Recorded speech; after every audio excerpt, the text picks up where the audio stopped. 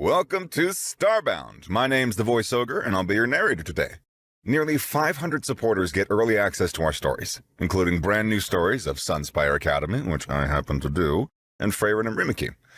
If you'd like to unlock early access and support new episodes and future series, tap Join below to become a Starbound member. Now, let's get into today's story.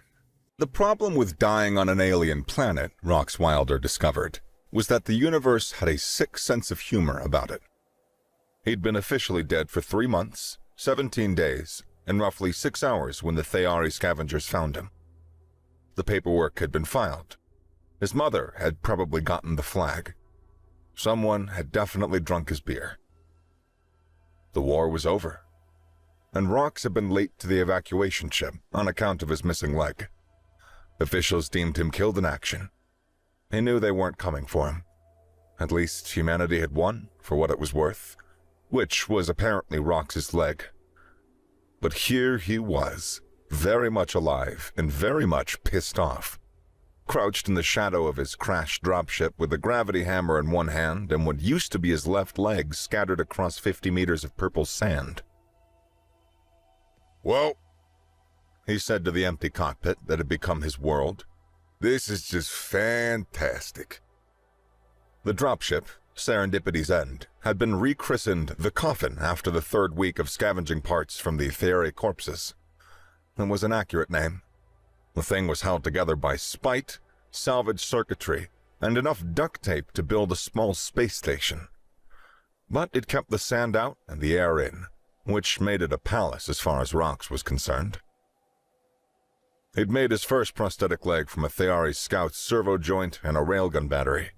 It worked about as well as you'd expect, which is to say that it worked until it didn't, usually at the worst moment possible. The replacement had been an improvement, cobbled together from a tank tread in some kind of alien stabilizer that made a sound like a dying cat every time he walked. But that was 3 months ago. Now, he had a proper leg. Well, proper by scavenger standards. The prosthetic had been harvested from a Theari combat mech, all sleek ceramic and angry red lights. It was ugly as sin, and it worked like a dream, while his remaining flesh and blood leg did his best to keep up. Rox checked his rifle, a beautiful hybrid of human projectile tech and Theari energy systems that could punch through battleship armor or slow cook a steak, depending on the setting. The scavenger party was getting closer. He could hear their voices, musical and harmonic in the way that made humans think of wind chimes and Theari think of angels. There were 6 of them, moving in a loose formation across the dunes toward his crash site. Rox smiled, and it wasn't a nice smile. "I guess those fuckers are back for more." The Theari called themselves scholars, but they scavenged like pirates. Their skin was the color of old bronze, shifting to nervous silver as they approached the wreckage. Rox watched them through the scope of his rifle, noting their casts by the ritual scarification on their necks. 2 scribes, 3 warriors, and 1 seer with the kind of elaborate facial tattoos that meant he could either tell the future or was really committing to looking like he could. They were being careful, smart. The crash site was 3 months old, but the bodies around it were much fresher. Theari soldiers who tried to loot the place and found out why humans were so hard to kill. Rox had been artistic with the corpses. Nothing like a few strategically placed skeletons and heads on spikes to keep the tourists away.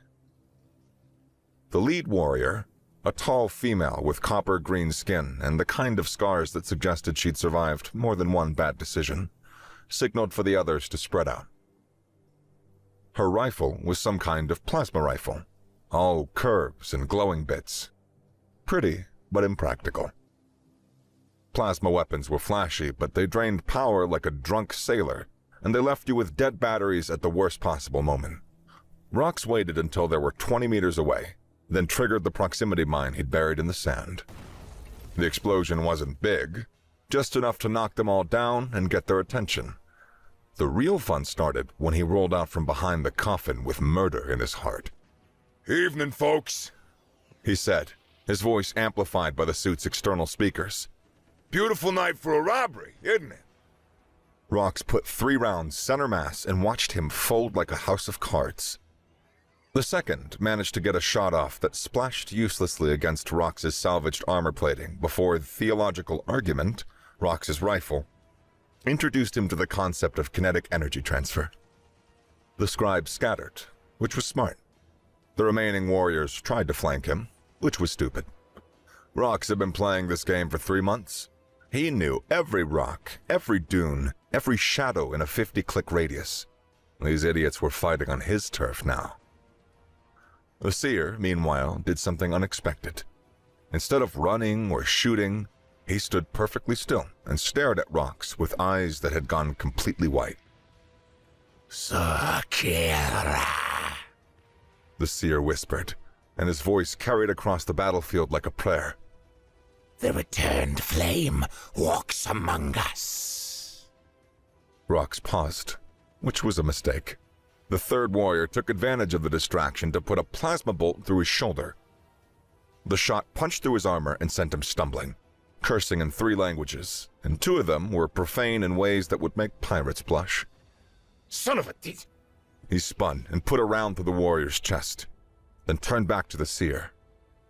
What did you call me? But the seer was already on his knees, hands pressed to the sand in a gesture of supplication. The surviving scribes had stopped running and were staring at Rox like he'd just descended from heaven on a pillar of fire. Which, given the circumstances, wasn't entirely inaccurate.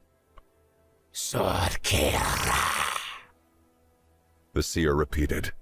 The god of retribution, the flame that burns in the darkness, the breaker of chains. Rox looked down at himself. His armor was a patchwork of human and Theari tech, held together with determination and sealed with blood. His prosthetic leg was still glowing from the fight. Its servo joints hummed with barely contained violence. It was covered in dust and gore, and his helmet's external speakers had given his voice a mechanical rasp that sounded pretty divine to anyone who wasn't used to it. Is that some sort of slur for humans? Rox snapped. The seer's skin shifted to a deep gold color that Rox had learned meant reverence. You are the one the prophecies spoke of. The warrior who would rise from the ashes of the old world to lead the faithful into the new age. Kid, Rox said. I think you got me confused with someone who gives a damn. Just want to go home. But even as he said it, he was thinking. The war was over. Humanity had won by glassing the Theari homeworld and scattering their fleets to the stellar winds. The survivors were scattered across a dozen worlds, leaderless and broken, easy prey for warlords and fanatics. And here were 3 of them, looking at him like he was their personal savior. Rox had been a lot of things in life. Soldier, sergeant, survivor, but he'd never been a god before. He looked at the seer, then at the 2 scribes who were still staring at him with hope that was better placed elsewhere. He thought about the past 3 months, alone in the desert with nothing but corpses and wreckage for company. He thought about the war, the things he'd done, the things that had been done to him. He wanted to go home, and yet what had home done for him?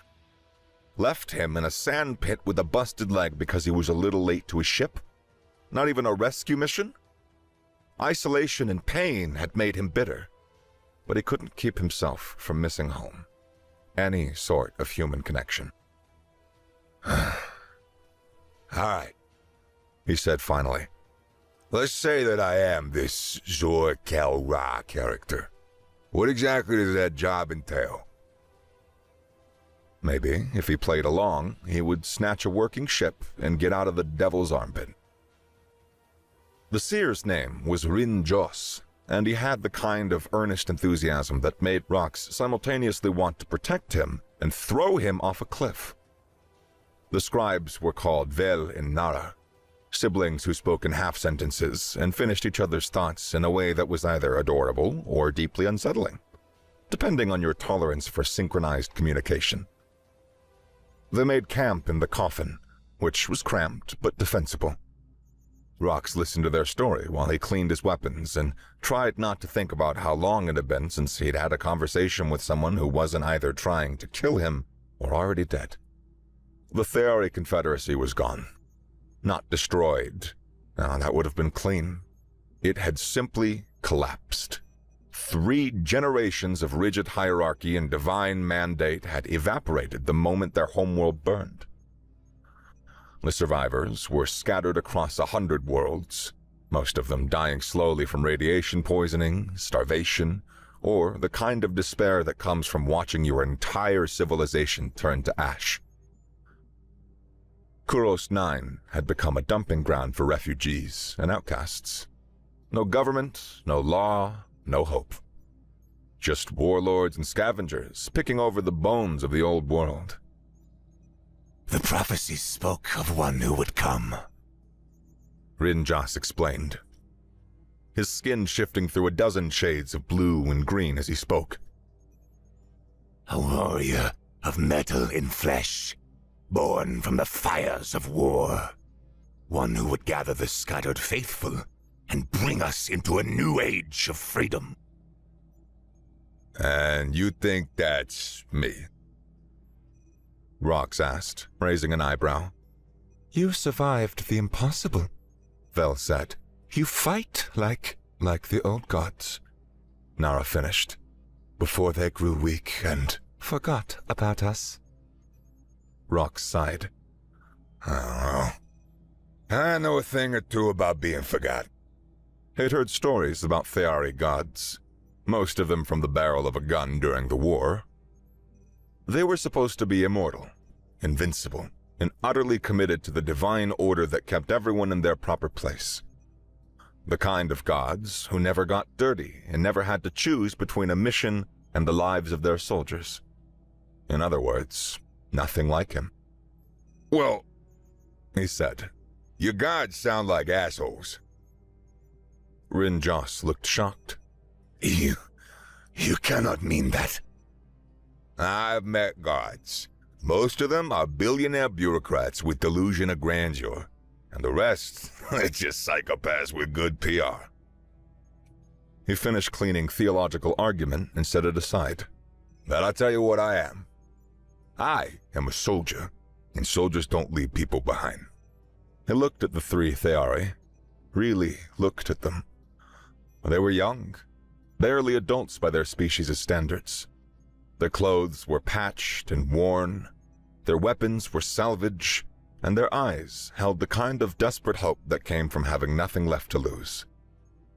They reminded him of his first squad. Green kids who'd never seen combat, thrown into a war they didn't understand by commanders who didn't care if they lived or died. Most of them hadn't made it past the first month, but some of them had. The ones who'd learned to adapt, to improvise, to never give up no matter how bad things got. The ones who'd learned to be human. Aye, Rox said. Here's the deal. I'm not your god. I'm not your savior. I am just a soldier who is really, really good at killing people who need killing. But if you want to follow me, if you want to learn how to fight back against the bastards who are carving up your world, then I'll teach you. He stood up, his prosthetic legs whining softly. But understand this. I don't lead sheep. I lead wolves. You follow me, you fight like humans. You improvise, you adapt, you overcome. And you never, ever quit. Rinjas spoke up. And if we do this, if we become what you would make us? Rox smiled. And we're gonna teach this rock what happens when you underestimate the power of the people. Months later, Rox stood on the observation deck of the war barge Eternal Dominion and watched its captain die. The Theari warlord had been a big one. 2.5 meters of scarred muscle and religious conviction, with the kind of ceremonial armor that cost more than most planets' GDP. He'd called himself the Crimson Prophet and claimed to speak for the old gods. Now, he was gurgling his last breaths around the crowbar Rox had driven through his throat. Divine mandate this, Rox said, and twisted the bar until something vital snapped. The bridge crew, those who were still alive, stared at him in horror. A few of them were praying in the old tongue, asking their gods to save them from the monster in salvaged armor.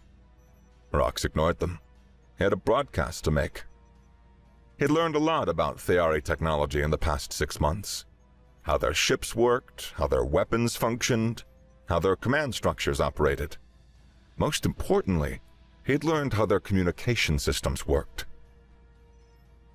He activated the ship's emergency broadcast array and felt the familiar tingle of quantum entanglement as his signal propagated across the system.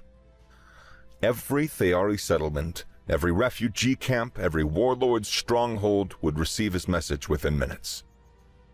He looked into the camera, a sleek alien thing that recorded not just images, but emotional resonance, painting the viewer's mind with the full spectrum of the broadcaster's intent, and spoke. This is Rox Wilder, Sergeant, Human Expeditionary Forces. So some of you may know me as Zor-Kel Ra, the Returned Flame, the God of Retribution, or whatever name you've decided to pin on me this week. He gestured to the corpse at his feet. This used to be Vel Skartan, the so-called Crimson Prophet. Now he thought that he could tax the refugee camps in Sector 7. He thought that he could take food from children to fund his little holy war. Rox reached down and picked up the warlord's ceremonial helmet, a thing of gold and jade that probably cost more than most people saw in a lifetime. He crushed it in his armored fist. He was wrong. The helmet crumpled like paper. Rox let the pieces fall. I got a message for the rest of you would-be prophets and divine kings. Your time is over. The old gods are dead, and there is a new one with a crowbar and a very bad attitude. You want to play warlord? You want to squeeze the desperate and the weak? You want to build your little empires on the backs of their suffering? He leaned closer to the camera. Come find me. He cut the transmission. The Eternal Dominion became his flagship, rechristened the Bone Throne after the chair he'd made from the Crimson Prophet's ribcage. It was crude, uncomfortable, and sent exactly the message he wanted to send. His inner circle had grown since those first days in the desert. Rin Joss was still with him, now serving as something between a tech priest and a publicity manager. The scribes, Vale and Nara, had become his intelligence network, their synchronized communication making them perfect for coordinating complex operations. But the real surprise was Shira. She had been a warrior caste commander in the old system, part of the Crimson Prophet's inner circle, until she'd seen what he was really doing to the refugees. She had tried to stop him, been branded a traitor, and sentenced to die in the fighting pits. Rox had found her there, 3 days into a death match that was supposed to last 3 minutes. She had killed 17 opponents with a broken sword and was working on the 18th when he dropped through the arena's skylight like a vengeful angel. Now she was his second in command, a tactical genius with the kind of cold-blooded pragmatism that made even Rox uncomfortable sometimes. She had a demeanor of calm, resolved violence, and a talent for logistics that bordered on supernatural. The Hollow Sky Stronghold is responding to our ultimatum, she reported, her voice carrying the kind of flat professionalism that meant someone was about to die. Grand Seer Malkath sends his regards and a detailed description of what he plans to do to our corpses. Charming. Oh, how detailed? 17 pages. He's got diagrams. Rox was seated in his bone chair, cleaning his rifle when he reviewed intelligence reports. The war barge's bridge had been redesigned according to human principles. Functional, efficient, and completely lacking in the kind of ceremonial nonsense that the Theari loved. The result was ugly, but effective, like most of his improvements. Any word from the AI? He asked, That was another recent development. The Seers had gotten desperate enough to try awakening one of their ancient AI gods, a vast intelligence that had supposedly guided their civilization for thousands of years before going dormant during the last Galactic War. The awakening hadn't gone as planned. Milo is still processing, Rinjoss said diplomatically. The AI had taken one look at Rox's combat records, analyzed his tactical methodology, and experienced what could only be described as an existential crisis. It had then promptly joined his crew and started referring to itself as Milo. Apparently after some ancient human comedy routine that involved a lot of sarcasm and mild contempt for authority. Your statistical improbability continues to fascinate me, came a dry voice from the ship's speakers. Milo had developed a personality that was part butler, part tactical computer, and part passive-aggressive relative. The Seer's calculations gave you a 0.0034% chance of surviving the assault on the Crimson Prophet's stronghold. You not only survived, you turned his spine into furniture. It's called improvisation, Rox said. Humans are good at it. Indeed. I have been studying your species' military history. Your approach to warfare is illuminating. When faced with impossible odds, most species either retreat or surrender. Humans, however, appear to become more dangerous. We're a contrary bunch. An understatement. I have identified 17 separate instances where human forces have achieved victory through methods which should have resulted in catastrophic failure. The Battle of Thermopylae, the Siege of Bastogne, the defense of Terra during the Bug Wars. Milo, Rox interrupted. Did you have a point? Merely that your approach to the Hollow Sky assault is consistent with historical human tactics, which is to say, it's completely insane and will probably work. Shira's skin flickered with amusement. A brief flash of gold. The Seers expect us to assault the main docking bay. It is the only logical approach. Right, which is why we're not doing it. Rox stood up, his prosthetic leg whirring softly. We're gonna do something stupid instead. He activated the bridge's main display, showing a three-dimensional model of the Hollow Sky Fortress. It was a massive structure, built inside a hollowed-out asteroid and suspended in the planet's upper atmosphere by repulsor rays. The only way in or out was through the heavily defended docking bay, which bristled with enough firepower to level a small city. The Seers think like Theari, Rox explained.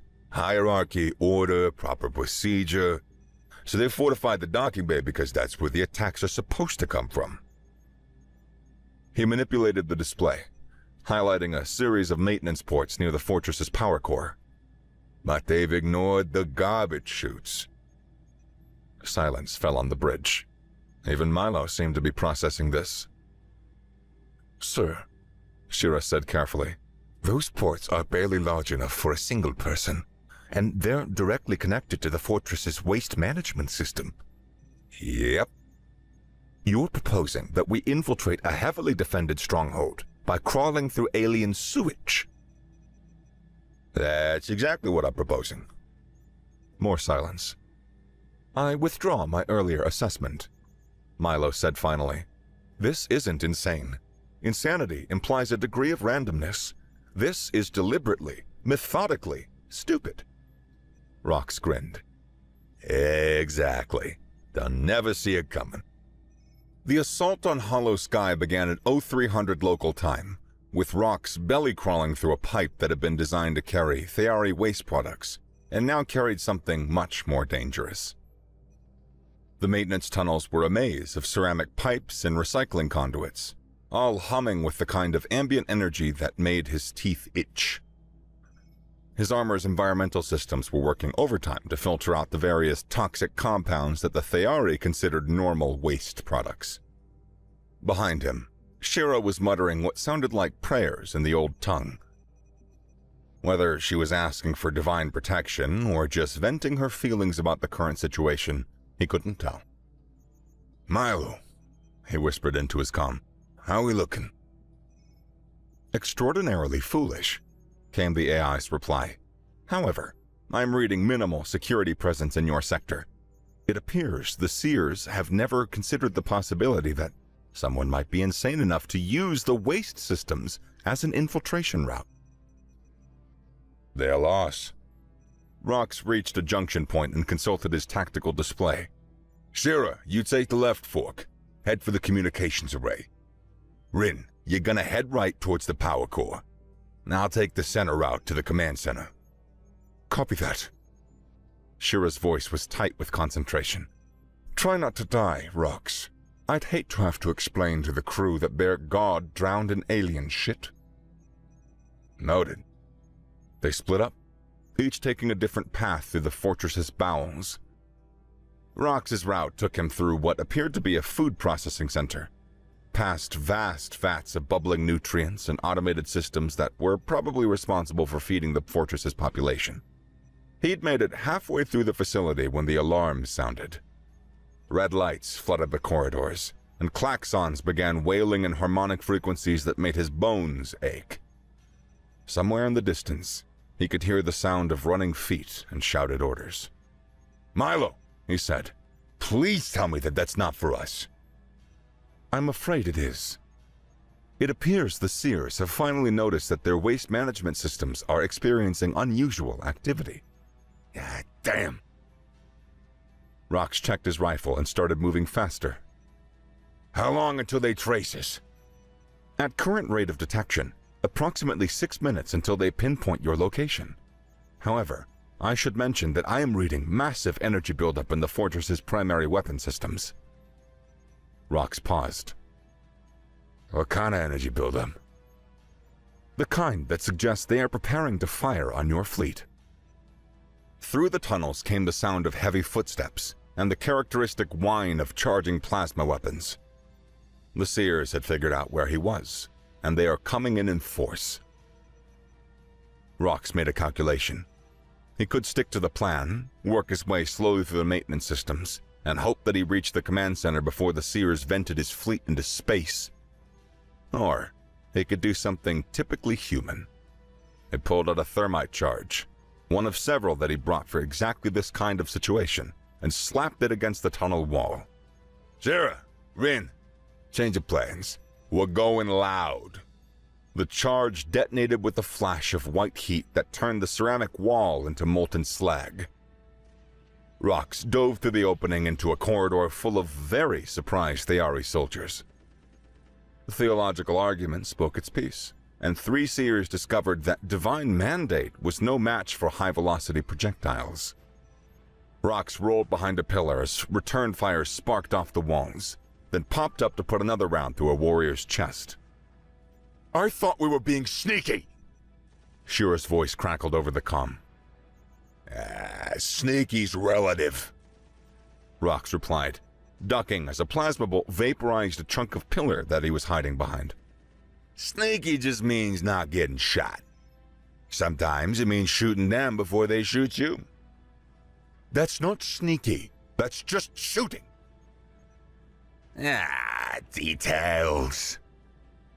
He tossed a flashbang down the corridor and charged while the Seers were still blind. His prosthetic leg carried him forward with inhuman speed, servos whining as they pushed his armored bulk through the melee. The gravity hammer in his offhand caught the first Seer in the ribs and sent him flying into a wall with enough force to leave a very artistic splatter pattern. The second Seer tried to surrender. Rox shot him anyway. He'd read the intelligence reports about what the Seers did to prisoners. Command center's 2 levels up, he said into his comm, stepping over the bodies. Milo, how's that weapon charge looking? Extremely concerning. I estimate 47 seconds until firing sequence completion. Rox started running. The fortress was a maze of corridors and chambers, all decorated with the kind of religious artwork that suggested the Seers took their divine mandate very seriously. Murals depicted the old gods dispensing wisdom and justice, their serene faces watching over scenes of perfectly ordered civilization. Rox shot through 3 of them on his way to the command center. The center itself was a vast dome lined with control consoles and holographic displays. At its heart sat Grand Seer Malketh, an ancient Theari whose skin had gone deep purple due to extreme age. He was surrounded by a dozen warrior caste guards, all armed with the kinds of weapons that suggested that they'd been expecting trouble. Zorkelra, The Grand Seer said, his voice carrying the kind of resonance that came from a lifetime of speaking to crowds. you arrive at last. Traffic was murder, Rox replied, and opened fire. The battle was brief and vicious. The warriors were good. Rox had to give them that. They moved with a kind of coordinated precision that came from years of training and absolute faith in their cause. But they fought like Theari, with discipline and order and proper tactical doctrine. Rox fought like a human. He used the chamber's architecture against them, turning their own defensive positions into death traps. He improvised weapons from debris, threw grenades in patterns that made no tactical sense, but somehow cleared entire sections of the room. He broke every rule of engagement the Theari had ever learned, and it worked. When the smoke cleared, Malketh was alone, standing beside a control console that was counting down to weapons firing. You are too late, The Grand Seer said. The divine flame will cleanse your followers from the void. The old order will be restored. Maybe, Rox said, walking toward them with theological argument trained on his chest. But you won't live to see it. I am a seer. Malketh replied with dignity. I have looked into the far dark and seen the shape of things to come. You are not the god you pretend to be. You are just a man, and men die. True, Rox agreed. But we're really stubborn about it. He put a round to the Grand Seer's head, then turned to the weapons console. The countdown showed 15 seconds and falling. Milo, he said, I'm at the primary fire control. How do I stop this thing? You can't, came the AI's reply. The firing sequence is locked. However, I might be able to redirect the target. Do it. Where would you like me to aim? Rox looked at the tactical display, showing the fortress's position in the upper atmosphere. Below them, the planet's surface was dotted with warlords' strongholds and refugee camps, scattered across the continents like a disease. The old gods are dead, he said, remembering his first broadcast. Time to make sure that they stay that way. Ah, Milo said with something like satisfaction. An elegant solution. The weapons fired, not at Rox's fleet, hanging in space like sitting ducks, but at the planet's surface, specifically at the Temple of Eternal Wisdom, the massive structure where the seers claimed to commune with the old gods. The temple vaporized in a pillar of light that could be seen from orbit. Rox activated the fortress's emergency broadcast system and spoke to every Theari on the planet. This is Rox Wilder, okay? The Grand Seer is dead. The Temple of Eternal Wisdom is ash. The old gods are gone, and this new one has a message for you. He looked into the camera, his armor scorched and bloodied, his prosthetic legs sparking from battle damage. You thought your gods abandoned you? Ha! No, they left me behind. The funeral was held on a Tuesday, which Rox thought was appropriate, since Tuesdays were generally shit days anyway. He stood at the edge of the crater that had once been the Temple of Eternal Wisdom, watching as thousands of Theari filed past to pay their respects. Not to the building, that was just rubble now, but to the boy. His name had been Kez Nalfan, and he had been 15 years old by human standards. He had joined Rox's growing army because his parents had been killed by raiders and wanted to learn how to fight back. He had been eager, brave, and absolutely determined to prove himself worthy of following the legendary Zor Kel-Ra. He had died 3 days ago, when a Seer loyalist had detonated a suicide bomb in a refugee camp. 12 people had been killed, but Kaz had thrown himself on the device, probably saving dozens more. The funeral procession stretched for kilometers. Theari of every caste and color walking together in the kind of unity that would have been impossible under the old system. They carried makeshift weapons and wore salvaged armor, but they carried themselves like soldiers now, like humans. He was a good kid, Shira said, standing beside him. Her skin had been the gray of mourning for 3 days now, ever since they'd pulled Kez's body from the rubble. They all are, Rox replied. That's the problem. It had been 8 months since the fall of Hollow Sky, and the revolution had spread across 3 star systems. Rox's gospel, a mixture of human military doctrine and basic civil rights, had been adopted by rebel groups across Theari space. They called themselves the Free Faithful, and they'd been remarkably effective at overthrowing the various warlords and religious tyrants who'd carved up the former Confederacy. But effectiveness came with the price. The old powers, both Theari and otherwise, were starting to take notice. Sir, Rin Joss approached, his skin flickering with nervous energy. long-range sensors are detecting multiple hyperspace signatures. Human configuration. Rox wasn't surprised. He'd been expecting this for months. How many? 12 ships. Looks like a diplomatic convoy with escort frigates. Diplomatic, eh? Rox almost smiled. That's what they're calling it. He'd been officially dead for over a year now, but bureaucracy was a persistent thing. Someone, somewhere, had finally noticed that Sergeant Rox Wilder was not only alive, but leading a multi-system revolution that was making the galactic powers nervous. Time for the grown-ups to take charge. Milo, He said to the air. The AI had distributed himself throughout the growing fleet, becoming somewhat like a benevolent electronic deity. What's the diplomatic convoy's actual composition? 1 heavy cruiser, 6 escort frigates, and 5 civilian vessels. Milo's voice came from speakers hidden throughout the memorial site. However, the civilian vessels are carrying significantly more firepower than their diplomatic credentials would suggest. Black Ops, Shira said. It wasn't a question. Most likely. Though I should point out that the lead vessel is broadcasting proper diplomatic codes. Someone appears to be following protocol, at least initially. Rox considered this. Protocol was important to humans, almost as much as it was to Theari.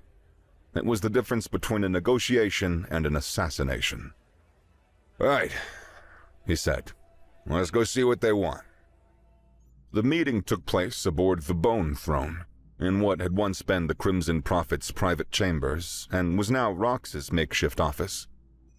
He'd stripped out of most of the religious iconography and replaced it with practical furniture, tactical displays, and a well-stocked bar. The bone chair sat in the center of the room like a warning. The human diplomatic team consisted of 3 people. A career diplomat with the kind of soft face that suggested he'd never been shot at. A military attaché who had definitely been shot at and probably done some shooting of his own. And a woman in civilian clothes who didn't introduce herself and didn't need to. Intelligence officer.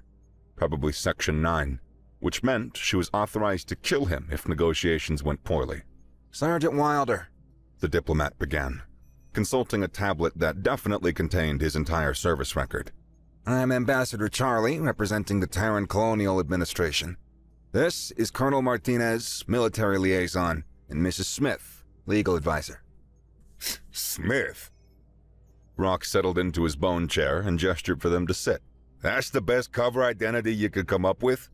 Mrs. Smith smiled, and it was the kind of smile that suggested she'd killed people for less. It's a perfectly common name. Right. Rox poured himself a drink.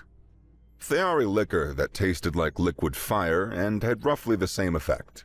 So, what brings you to my little corner of hell? Ambassador Charlie cleared his throat. Well, the colonial administration has become aware of your activities in this sector. And while we appreciate your entrepreneurial spirit, there are concerns about the broader implications of your revolution. Such as? Destabilization of established trade routes, disruption of resource extraction operations, the establishment of what appears to be an independent military force operating outside colonial authority. Rox took a sip of his drink and studied the three humans across from him. They were all professionals, the kind of people who made careers out of managing problems from a safe distance. They'd probably never been in actual combat, never had to choose between orders and conscience, never had to watch good people die for bad reasons. They were everything he'd once fought to protect, and everything he'd learned to distrust. Let me guess, he said. You want me to stand down, turn over my command to proper authorities, and come home to face the court-martial for exceeding my authority? Actually, Colonel Martinez spoke up. we're prepared to offer you a full pardon. Restoration of rank, back pay, and commendation for your service above and beyond the call of duty. All you have to do is transfer operational control of your forces to Colonial Command. And the Theari? They will be relocated to appropriate facilities where they can receive proper guidance and rehabilitation. Rock set down his drink. Camps, you mean? Processing centers.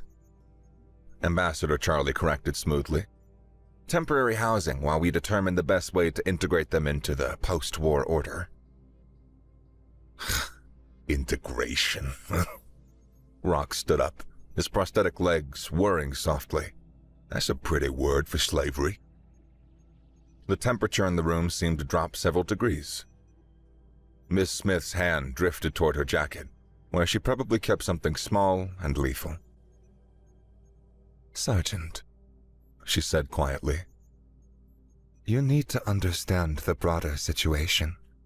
Your revolution is inspiring similar movements across the galaxy.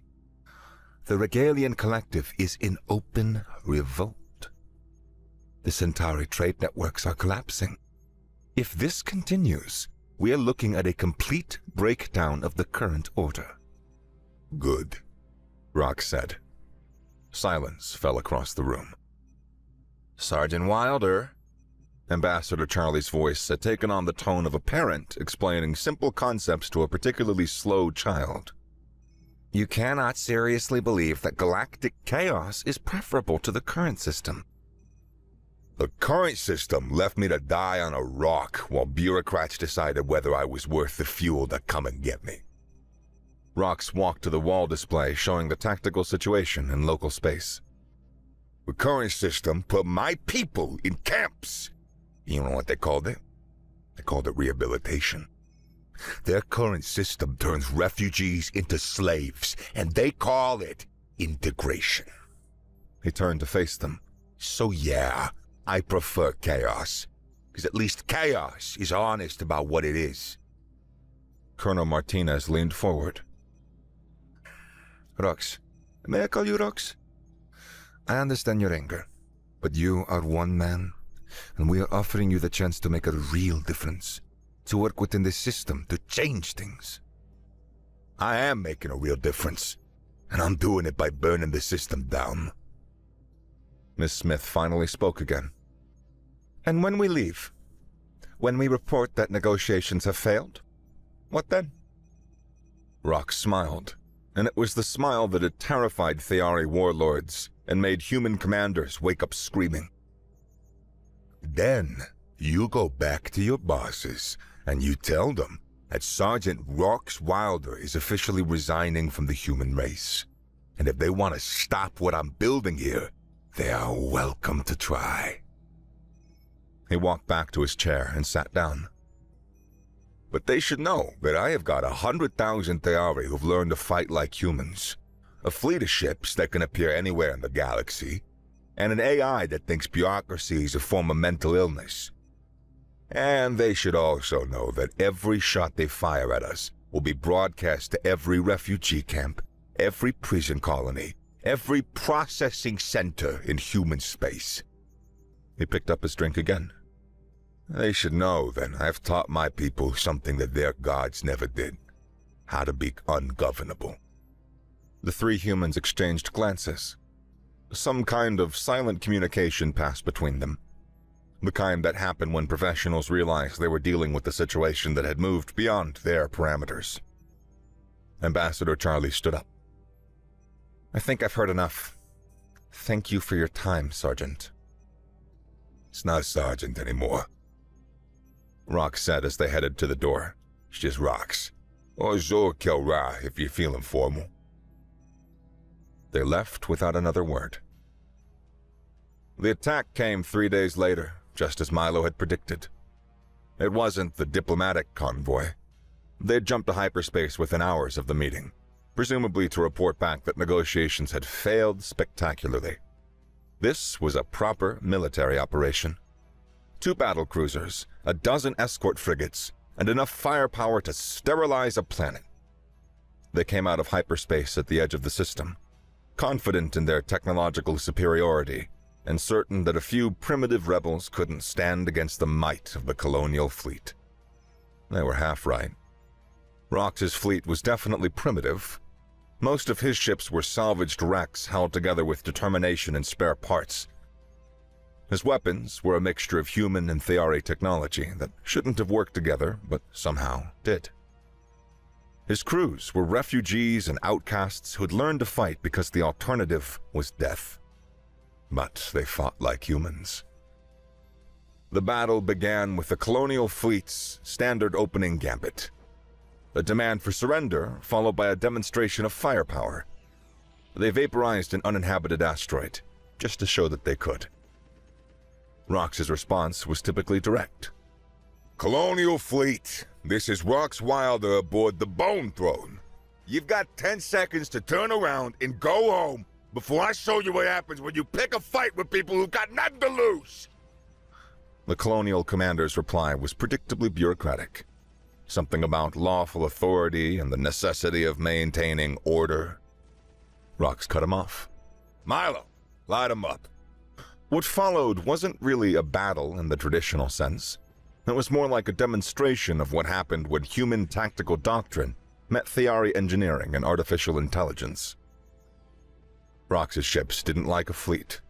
They fought like a pack of wolves, appearing from hyperspace at impossible angles, striking at weak points, and vanishing before the colonial ships could respond. They used the system's asteroid field as cover, turning chunks of rock into impromptu missile platforms and hiding behind debris clouds that shouldn't have been able to mask their signatures. They cheated, in other words. They fought dirty, ignored the rules of engagement, and did things that no respectable military officer would ever consider. They fought like humans. The first colonial frigate died when Shira rammed it with a salvaged fighter, detonating her ship's reactor in the enemy engine's compartment. The second was crippled by a spread of improvised torpedoes that Rin Jos had jury-rigged from mining charges and guidance systems. The battle cruisers were tougher, but not tough enough. Milo had spent months studying colonial ship designs, looking for weaknesses that human engineers would have never considered. Theari sensors could penetrate shields at specific frequencies. Alien weapons could overload human power systems if you knew which harmonics to use. And Rox knew how to turn any advantage into a weapon. Bone Throne, this is Admiral Reeves aboard the Indomitable. Came a transmission from the lead battle cruiser. The voice was tight, with the kind of controlled anger that suggested someone was having a very bad day. Stand down immediately, or we will be forced to... The transmission cut off, as one of Rox's salvage destroyers punched through the Indomitable shields and put a plasma torpedo in her primary reactor. The battle cruiser didn't explode. Human ships were built tough. But she went dark, drifting helplessly as her crew tried to restore power. Admiral, Rox said over the general comm channel. this is what happens when you underestimate the ungovernable. The second battlecruiser, Relentless, tried to withdraw. Rox let her go, but not before Milo had uploaded a little surprise into her communication systems. By the time the colonial fleet limped back into human space, every ship in the sector had received the same message. Rox's voice, calm and matter-of-fact, explaining exactly what happened and why. This is Rox Wilder, speaking to anyone who'll listen. The colonial fleet just tried to put down a rebellion with superior firepower and proper military doctrine. Didn't work. Would you like to know why? Because we're not fighting for territory or resources or political advantage. We are fighting for the right to exist without permission. The message spread through hyperspace and comms networks, reaching refugee camps and prison colonies, resistance cells and underground movements. Within weeks, it had been translated into dozens of languages and becoming something like a rallying cry. The old gods are dead, the message concluded. The old order is failing. And the new one? The new one is built on a very simple idea. That anyone who's willing to stand up and fight for their freedom deserves a chance to try. Rox died on a Thursday, 8 months later, in the command center of a Theari orbital platform as a colonial doomsday weapon prepared to fire on the refugee fleet below. He'd known it was coming. The intelligence reports had been clear. Humanity was done playing games. The revolution had spread too far, inspired too many others, threatened too much of the established order. The colonial administration had authorized the use of stellar-scale weapons to end the threat once and for all. They were going to turn the entire Kuro system into a graveyard. Rox could have run, should have run, probably. His fleet was fast, his people were mobile, and there were a dozen other systems that they could have continued the fight in. But running would have meant abandoning the millions of refugees who gathered in Kuro's space, looking for the promised land that Rox had spent 2 years building. And Rox didn't abandon people. So, instead, he stood in the command center of the Divine Mandate, a massive orbital fortress that the Theari had built in the old days to project their power across the galaxy, and watched as the colonial fleet's latest weapon prepared to crack the system's star like an egg. Milo, He said, his voice steady despite the fact that he was probably about to die. Status report. The stellar compression device is charging, the AI replied, its voice carrying a note of something that might have been sadness. Estimated time to deployment, 14 minutes, 37 seconds. Time to evacuate the refugee fleet? Insufficient. Even if we begin immediate evacuation, we could save perhaps 30% of the civilian population? Rox nodded. He'd expected as much. The colonials weren't playing games anymore. They were ending the problem permanently. Sarah, He said into his comm. Status in the fleet? Ready to execute on your order, came her reply. She was aboard the Bone Throne, leading to the evacuation effort, even though they all knew it was hopeless. Rox, we can still... No, he said quietly.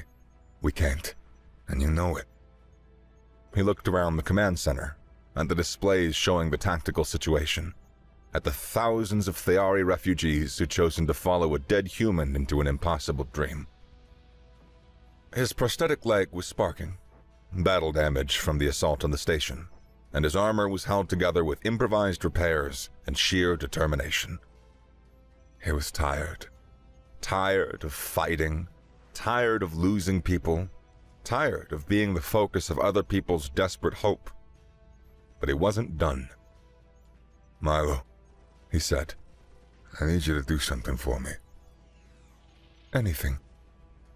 I need you to record a message, Broadcast it on all frequencies, every language, every network that you can reach. Make sure that everyone hears it. Of course. Rox took a deep breath and looked into the camera that would carry his final words across the galaxy. This is Rox Wilder, speaking to anyone who's ever been told that they do not matter. Anyone who's ever been pushed around by people with more power, more money, more ships. Anyone who's ever been told to keep their head down and accept what they're given. The stellar weapon was still charging, its energy readings climbing toward the critical threshold. Below them, the refugee fleet was beginning its evacuation, but they all knew that it would not be enough. You call me God, Rox continued. I call me pissed off. But I'll tell you what I really am. I am a human being, and human beings do not quit. We do not surrender, and we don't accept that things are the way they are just because someone in authority says so. He stood up, his damaged leg supporting him through sheer force of will. The old gods, they promised you order, peace, a place up in the divine hierarchy. I am not promising you any of that. I'm promising you something better. The chance to stand up and fight for what you believe in. The chance to be ungovernable. The weapon was almost ready. Rox could feel it in the station structure, a thrumming that seemed to resonate in his bones. They're about to kill us all, he said. The colonial fleet, the powers that be, the people who want to keep everything the way that it's always been. They're going to turn this star into a weapon, and they're going to end this rebellion permanently. He smiled, and it was the smile that had terrified warlords and inspired revolution. Let them. Because revolutions aren't about the people who start them. They're about the ideas that survive them. And this idea, that everyone deserves the right to stand up, to fight back, to refuse to be governed by fear. This idea is going to survive. The weapon fired. For a brief moment, the cruel star became something else. A nova. A stellar explosion that would sterilize every planet in the system and leave nothing but radiation and regret. But in that moment, as the light reached the orbital platform and everything began to burn, Rox's message was already spreading through hyperspace, carried by quantum entanglement to every corner of the galaxy, translated 1,000 languages, received by millions who'd been waiting their whole lives to hear someone say the words that mattered. And if you were to remember one thing, just remember, build something better. Were his last words, spoken into a camera as the station's hull began to mount around him. Build something worthy of the people who had to die for it.